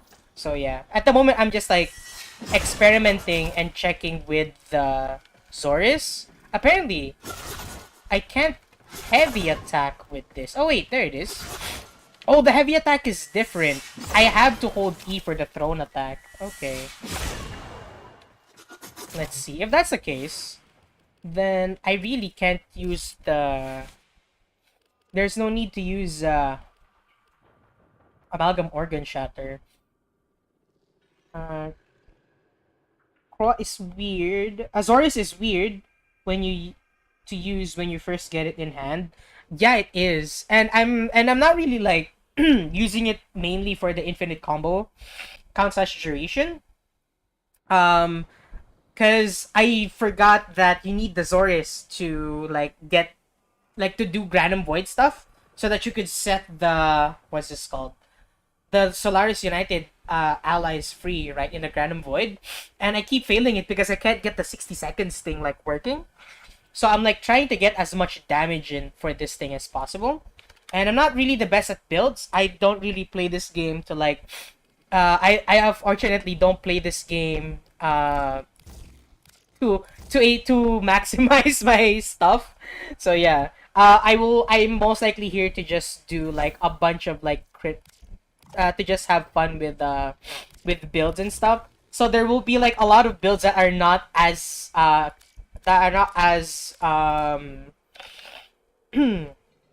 what's this called? Not as like optimal, because to me, like, as much as optimization is fun, I'm not necessarily a person in it for the optimization. I'm just in it to like see whatever like stupid things that you could do with the game, right? One of the things that I did before was my favorite gun in Warframe is the Grakata, and I think you can and one of my favorite builds back then was a build where I used the Wild Frenzy and the I forgot what it's called. Let me just check the Grakata real quick. I still have it, but I don't necessarily use it anymore because I have the Trumna for, further use. Here it is. Yeah, the Wild Frenzy and Brainstorm. I had a lot of fun with Wild Frenzy and Brainstorm because Brainstorm reduces the amount of my cousin built a Grakata yesterday. Hell yeah! Hopefully they have fun with the DACA because it's so fun. Like Wild Frenzy, like refunds the ammo, and the mod actually breaks if you have Brainstorm on, or if you have Stabilizer, Wild Frenzy, and Brainstorm on. Let me see if I can like make it work. What happens is it actually only records your it only records like up to 1 or 2 clips, and it assumes that it fires all clips even though you still have like bullets in the clip. It's so fun. Like the game, like at least how I saw it, it was so like I really don't know what primary weapon is my best, but I sure have fun with the bow we get from the new war. The Nataruk, dude. The Nataruk is so satisfying and fun. Like I can see why a lot of people would like it. And to me, you don't really need to main like a weapon in the game. To me, just play whatever you want. That's why I have like a Nataruk build, the Trumna build. To me, the fun part about Warframe, yeah, it's pretty fun to use and hella strong. It really is, right? Like the extra mechanic of being able to like timing your shots is super fun. And to me, that's the one thing I like about Warframe, is that the game really gives you a lot of stuff to work with in terms of like build versatility. Hold on, let me just adjust my fan. It's getting really hot. Warframe's like build versatility makes it so fun that you could build like very optimally, or you could just build like silly builds for fun. It may not work at endgame, it may work at endgame, but what matters, right, is that the build that you made feels like you made it yourself. That's what I like about this game. Yeah, like you could either build to be super optimal, or you could just build to be like the silliest thing in the world. I remember I loved Zeta Whoop's like videos because he makes so many Riven like mods, and he's like, "Oh, this is a really good Riven. But what if I re-roll it and see whatever shit I can get away with?" I was like, "Oh my god!" And it's so fun. I basically build electricity on every weapon. Oh yeah, actually, one of my favorite combos in elements is electricity and gas, because I really like just dealing AoE damage, and it's really nice that electricity procs deal AoE damage, and then the gas cloud the proc itself deals gas damage, but the rest of the cloud like deals toxin damage, and I really like that because it's an AoE it's an AoE gas cloud that deals toxin damage over time. But yeah, with this Grakata build, I have like this. Hopefully I could keep it still. But yeah, I still have 71 bullets left. Even though I fired like more than one clip. It's so funny. Yeah, there it is. I'm at 119. I really like that whole Grakata build. Yo, what's that fire rate, right? So the thing with the fire rate, right, is that the Grakata can have this ability, the Wild Frenzy. So your secondary fire will shoot 400% of your fire rate. So I just have base fire rate on Wild Frenzy, and it shoots 4 times faster, and it's so dumb. It's not dealing a lot of damage, but it's so hilarious to see this stupid thing just fire like an entire clip's worth. And because I have Brainstorm, I have 100%. I have 100% like ammo efficiency on headshot. It's so fun to just use Wild Frenzy and Brainstorm all the time. So yeah, I really like this like combo in the Grakata. But I think my most serious build would be this, because I have like Argon Scope and some critical delay, and then I use Brainstorm to like keep the keep the Grakata like ammo efficient. If you can't apply effects with that, then I don't know what else the game needs. Actually, you know what? I could probably try. Let me see. I think this is like the full auto fire Wild Frenzy build. But you know what? Let's try that. Maybe we can apply effects with it too. Let's see. Let's get ourselves a Wild Frenzy. There we go. Wild Frenzy. And then Brainstorm. Let's try that out. Let's have some fun with these. Wild Frenzy, Brainstorm, Recoil. Let's get Stabilizer here. And then... Ooh, 21 status. Why not, right? Let's get... Actually, let's just get random status. Let's just get Rifle Aptitude on this thing. And then... maybe Fire Rate. Because we're not here to deal damage. We're here to max out our fire rate. Status chance. Let's see. Let's try like high voltage. What is a very easily seen status effect? I would assume gas, right? Wait, I didn't see how many platinum got. How the hell do you have so much? Oh, so before I quit my job, I always bought the what's this called? I think I bought like 3 to 4 prime accesses straight because I had because when I had a job, I had a lot of extra money, and I don't really spend a lot on anything other than like, you know, the necessities. So I had a lot of stuff spare, and I really love Warframe. Like as much as this game is a buggy ass mess, I did support Warframe for a while. I think I remember I bought Inaros Prime, like Inaros Prime access. As far as I know, I bought like a few like Prime accesses before I stopped playing for a while, and then I came back, and then I can't buy any more Prime accesses for now because yeah, I've resigned from my job at the moment. So yeah, let's see if we can apply statuses to this thing. Hold on. Woo! Actually, Warframe is a really well-made game in so many aspects. It is, but there are some parts that are very like broken, right? Like I'm not gonna deny that this game is excellent at making you feel like produce the good, like the happy chemicals. I'm not gonna deny Warframe at that. Just this, right? Like I'm gonna show it, right? Just that. The bullet jump is so fucking satisfying. Parkour, how everything transitions so smoothly is so... Yeah, entertainment in this game is peak. But again, like I both like accept the fact that this game is also a very big buggy mess in some aspects. I have seen like I had once encountered on stream. I was like trying to get gyre parts solo, and I was doing a void flood. So when I was doing void flood, I had enough that I wanted to like extract. There's so many things to do. Once you know where to go, you can't get bored. That's true. That's true. There's so much. There's a lot of content in Warframe that you can do whatever. Like you could do so many things. I actually discussed this earlier. The one thing I honestly feel like Warframe does well is you can opt out of the things that you don't want to do.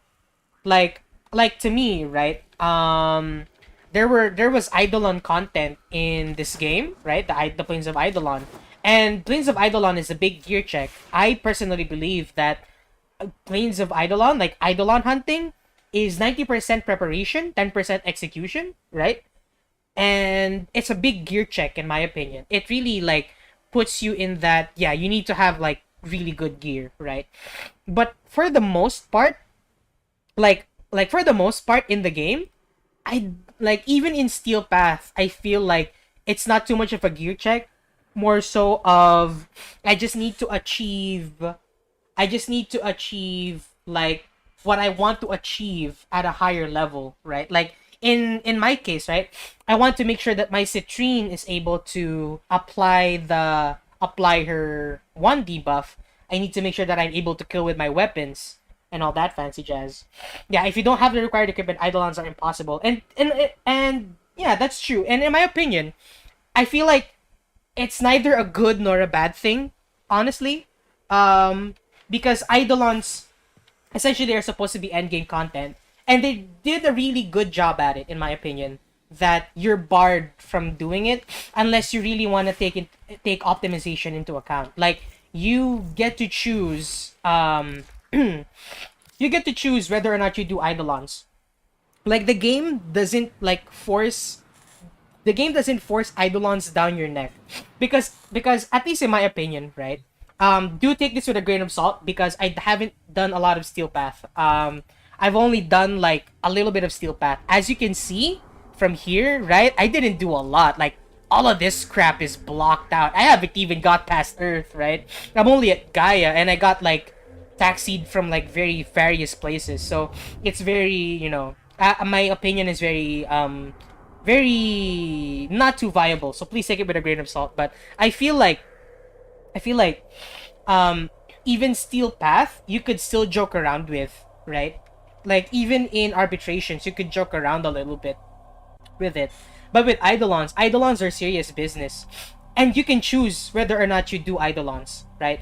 Because I feel like even in Steel Path or arbitrations, you don't necessarily need arcanes to make yourself strong. I feel like as much as same for like Kuvalich and Sisters, right?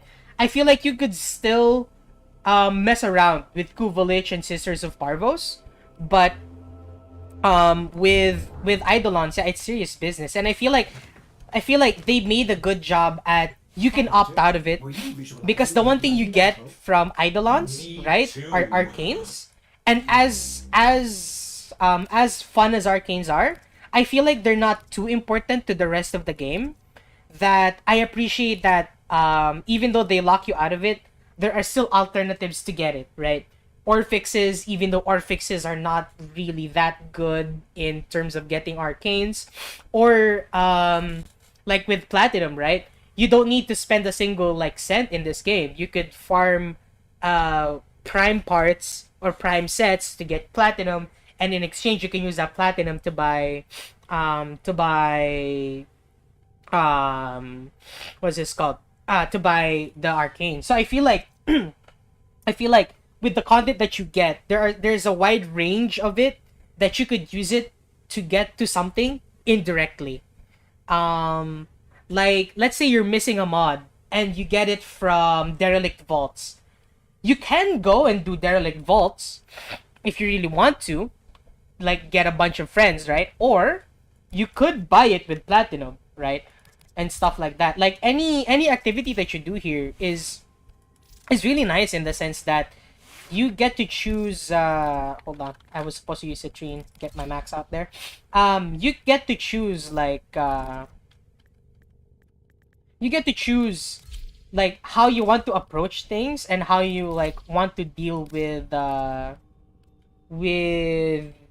certain things in the game. And I feel like that's a really fun part about Warframe is that there's a lot of there's a lot of alternative ways to achieve things in the game. In essence, let's go Castle War. There we go.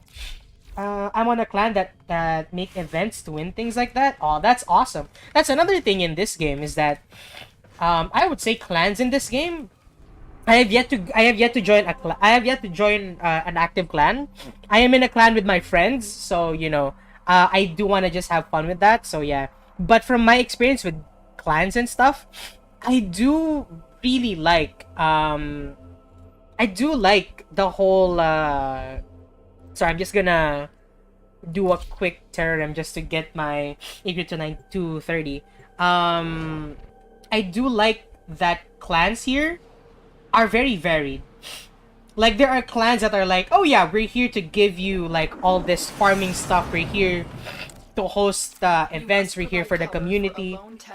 That's the one thing I like about. Oh god, I forgot to bring a pet, but that's okay. Oh hey, there's another one over there. I forgot to bring a pet. That's okay though. But yeah, I feel like that's the fun part about at least this about the clans in this game is that there's so much that you can do. There's so much content that you can like do in this game. I would say there's probably a clan for things that you might want. Like if you want a fashion frame clan, there's probably a fashion frame clan out there.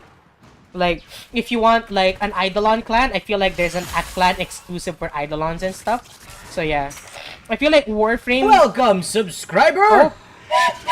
Oh shit! I was like, what the hell was that sound? I forgot I have an alert box. Thank you for subscribing. Jesus Christ! That was the first time that thing went off on stream. That fucking gave me a heart attack. Jesus.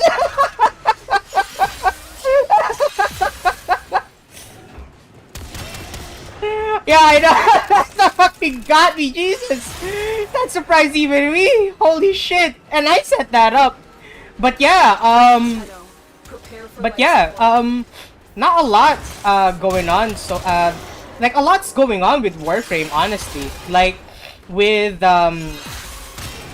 clans and stuff, like there's so much content in this game that you could probably find a clan for anything that you might need. Like I feel like there's an Eidolon hunting clan and stuff, because I saw like I found like a clan that was like exclusively for trading and like making sure that people are getting how much they're paid for.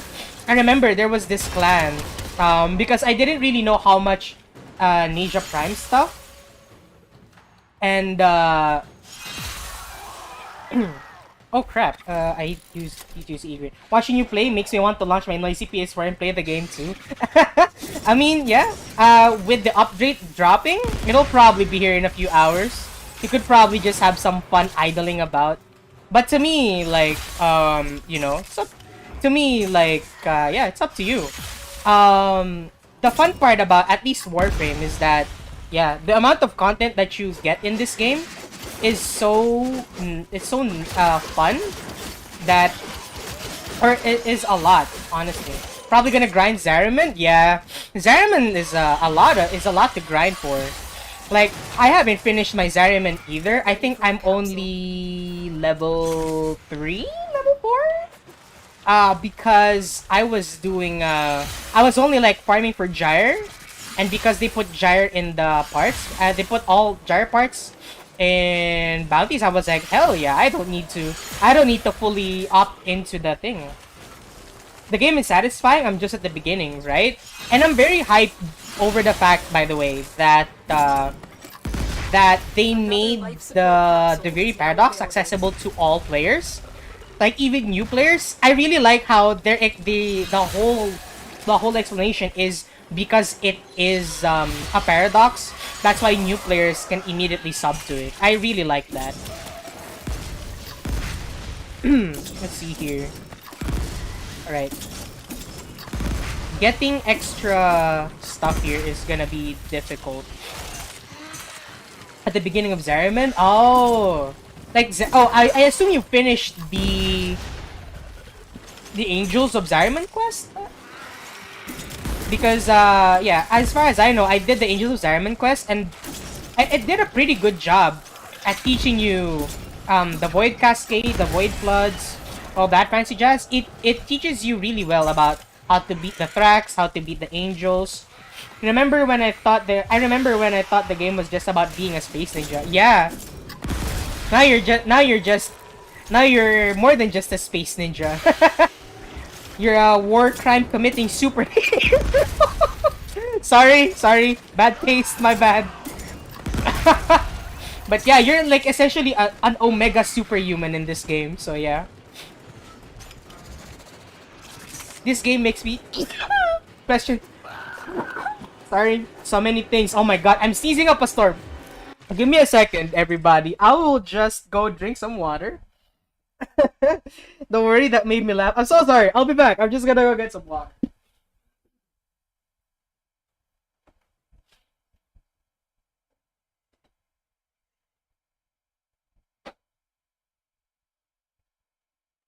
Alright, I'm back. I got me some water. Alright, let's do this. Yeah, I'm just gonna see if I can max out the egret from here. But I should have probably unequipped one of my other weapons. The egret is much harder to like use in an actual fight now. Because I have to like be tactical about how I place the egret. I have to like wait for a bunch of enemies, right? To make sure that I maximize my DPS. Oh! I'm out of ammo for the egret. Hold on. Ammo conversion, please? Oh, alright. There's a lot of dude bros here. Probably if I just stand here. There we go. There we go. The one thing that I do want to see in Duviri Paradox, I do want to see if they're gonna answer who Dominus Thrax is, by the way. Because I saw Tactical Potatoes like theory on it. And I feel like it really makes a lot of sense, right? That Dominus Thrax could be Rel. But if it is not Rel, my question about Dominus Thrax is he truly an Orokin? And if he is, right? Why does he wear like mechanical parts on him? And I do want to know more about I want to know a lot more about the announcer. I forgot his name, but the you know the porcelain announcer guy, the guy in the green mask that's like in the smiley mask. I want to know more about that guy because I don't know his entire part. But I want to discover in the who is that doppelganger that calls us Kiddo. Oh yeah, as far as I know, right? From our knowledge of New War, from the knowledge of the New War, right? it's assumedly like a form of the Man in the Wall, because I'm not sure where it's stated. I could be wrong again, but from my understanding, is it Albrecht Entrati, right? He was like made an offer by the Man in the Wall, and the Man in the Wall like took his form, right? And that's why when we took the offer, like when we reached the void, the doppelganger is the Man in the Wall. The Man in the Wall. So I assume you've done the new war quest, hopefully, right? Because I don't want to spoil you or anything. That I might be spoiling the game for you, and I'm like, oh shit, I didn't do my part. But yeah, if you've done the new war and yeah, I did every quest. I just needed to connect. All right. So the man in the wall. If you've done in the Chains of Harrow quest, right? Rel explains that there is a man in the wall. The man that gave us his hand. Yeah. Remember when our doppelganger gave us the Lotus's hand, right? That was the cut off Lotus's hand that Ballas cut off, right? From my understanding, I could be wrong again. I'm essentially like basing it off of the context clues. So this is my own assumption. So feel free to like make changes. Yeah, I thought it was a drifter at first as well, but in the Duviri paradox, you can see that the drifter is holding the Lotus's hand as well, right? And so the doppelganger is the man in. So it can be assumed that the doppelganger is the man in the wall, because I remember in the Chains of Harrow quest, Rel, the guy who originally owns Harrow, right? He Paladino, the servant, one of the, the girl that had the kavat that you rescue in Chains of Harrow. He explains that because of his attunement to the void, he was able to see the man in the wall and he was able to communicate with the guy, right? And like he's like essentially protecting us from that guy. But because the void had corrupted him a bit too much, the man in the wall got to him, I think. And that's why we had to like free Harrow so that he could finally go back and control the frame and use the power of the void again. And then I think that's what happened is that the drifter and our operator took the offer of the man in the wall, and that's why the drifter and the operator exist, right? I feel like what the man in the wall did to rescue us was like destroy the concept of eternalism, and so that we're only two realities in one same reality or something. But I'm not too sure because again, I'm not the smartest person in the world, so I could be wrong. This is like my whole like theory and assumption on how the lore works. I feel like other people have gotten it better, so yeah. Because this is just my assumption on how I understand it in essence. So yeah. The man in the wall will be the final boss of Warframe. Bro, I feel like he is. I feel like he is going to be. Because in the new war, I mean, you've seen us take you've seen his missing finger, which is in our railjack, right? So yeah, like I'm pretty sure. I mean, I'd be pretty mad if you took my finger to like make joy trips all around the universe. Come on. I'd be pretty fucking pissed. Cut off my fucking finger to do a joyride. He's like Gunther Odin from Witcher 3. Ooh. Actually, I haven't played a lot of Witcher 3, unfortunately. But I'm pretty sure maybe. So yeah. Could be very much possible. Oh, there we go. Max strength. Let's go. And then we're gonna form again. He feels like that. Ooh, I'll probably search up a YouTube video of him. Because the man in the wall is very like... Because as far as I know, right, the first instance of us knowing about the man in the wall is Albrecht Entrati when he went to the void. And I feel like he's either, yeah, I feel like he's either a supervillain or the man in the wall is like, I want to say he's like Joker or Loki, where he really just wants chaos to fester in the universe or something, right? That one guy just feels like a bug, and then the end, he ended up being a sentient entity that's actually a menace. Yeah, that's true. I feel like he's either gonna be like a Joker or Loki, or like I feel like he's going to be like that guy that's like, oh, I just want nothing but chaos in the universe. Therefore, I will pull out all the deals and turn you into this, or something like that, right? Or he could be like an actual menace and just actually wants to see the universe burn or something, right? But in that scenario though, is he responsible for our void powers? Like Shabiri in Elden Ring. Oh, that's true, yeah. that's a question though. If he is, right, if the man in the wall is like the final villain, and let's say we have to kill him, would that lead us to would that lead us into a would that like because my question would be, would that mean that if we kill him, or sorry, would that like translate into us being like, would that translate into us losing our void powers, right? Because in the new war, right, it does kind of explain how we get the void powers through the void, I think. But is the man in the wall responsible for our void powers? I don't think we'd kill them. I mean, that's true. I mean that's true because even in the slightest, right? Operator, Like is that the number one thing that I would say is that I will attempt to bypass this fault. if we are in the path of the ultimate balance, like if we are in the path of being the ultimate rather be something like banishing them or sealing them, that's true. But I feel like the number one thing with the man in the wall is that,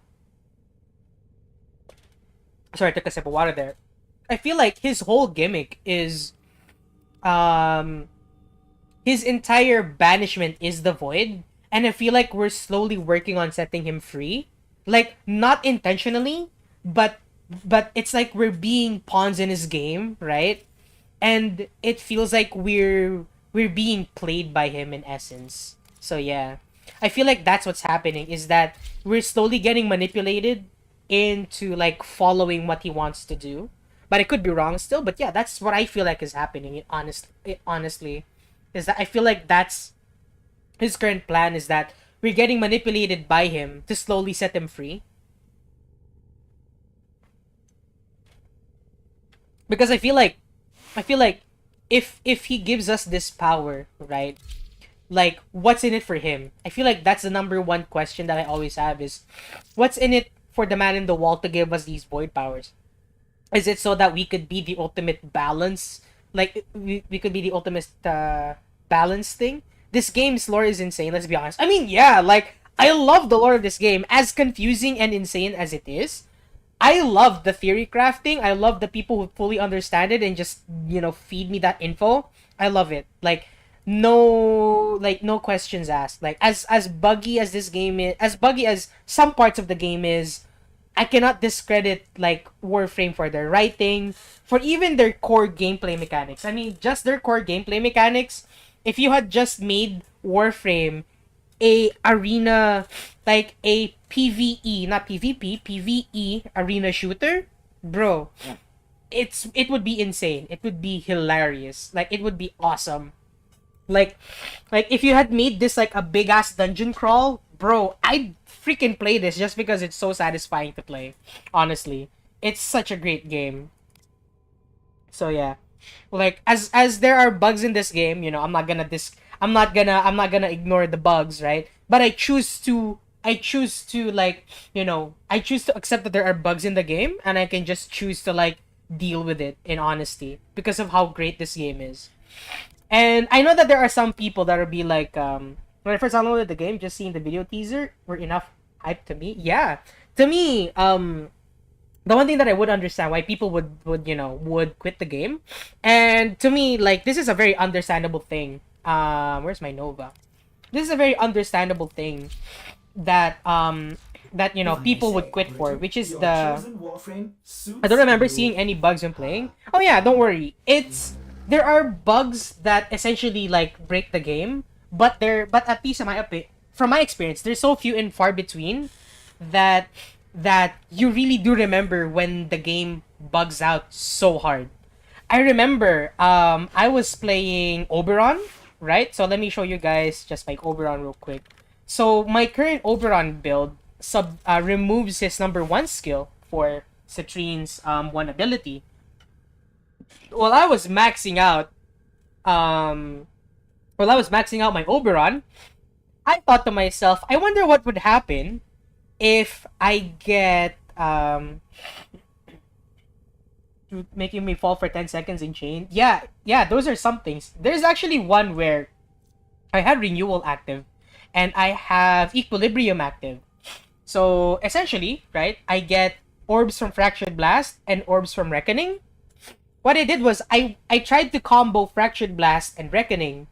So I casted Fractured Blast, and then I started spamming. I started spam pressing 4 by Reckoning, and then I got stuck.